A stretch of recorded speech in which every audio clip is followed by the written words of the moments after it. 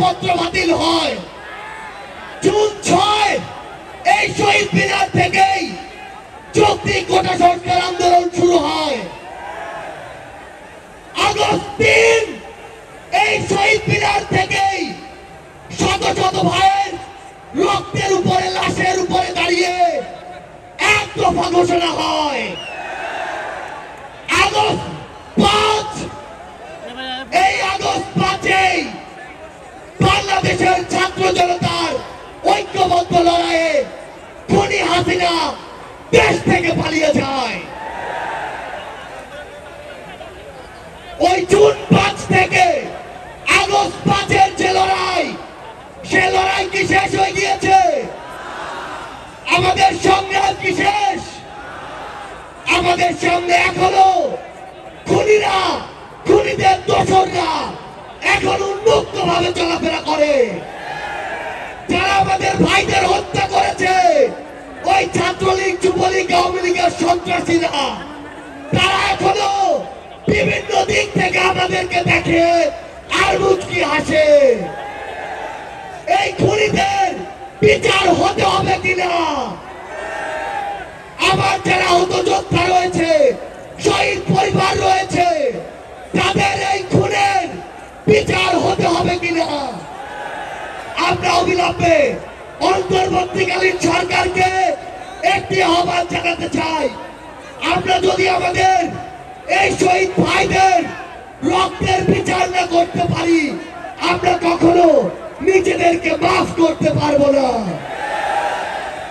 আমরা স্পষ্ট করে একটি কথা বলতে চাই, অন্তর্বর্তীকালীন সরকার এখনো যেই জায়গায় আটকে আছে, আমাদের সিন্ডিকেট গুলো ভাঙতে হবে।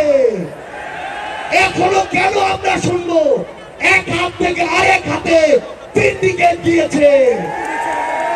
তাহলে আপনারা আপনাদের জায়গা থেকে কি অ্যাকশন নিচ্ছেন? এক হাত থেকে যদি আরেক হাতে সিন্ডিকেট যায়, তাহলে সেই হাত আপনারা ভেঙে দিচ্ছেন না কেন?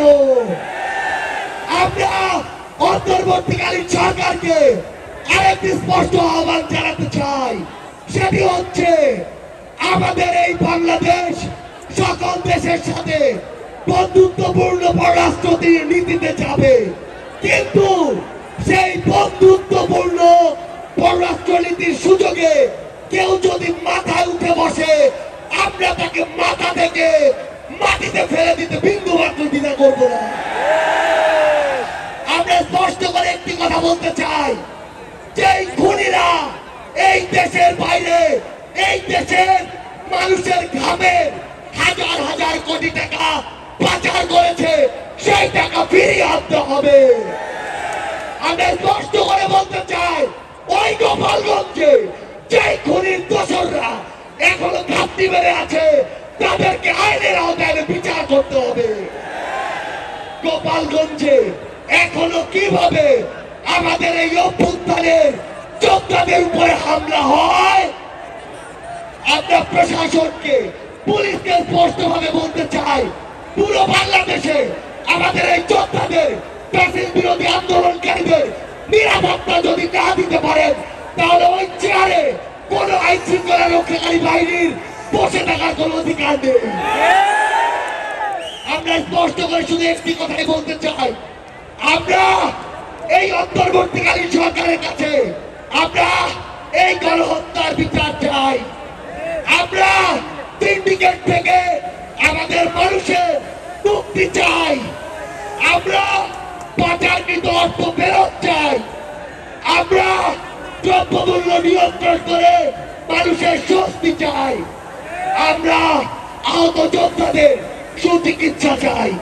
পরিশেষে শুধু একটি কথাই বলবো, যে শব্দ নিয়ে এত মানুষ রক্ত দিয়েছে, এত মানুষ জীবন দিয়েছে, যে কেউ সেই সচিবালয়ে বসে হোক, পুলিশে বসে হোক, অন্য কোথাও বসে হোক, যদি সেই শব্দের সাথে, স্পিরিটের সাথে বিন্দু মাত্র বিশ্বাসঘাতকতা করার চেষ্টা করে, তাকে সমূলে উৎপাদিত করতে হবে।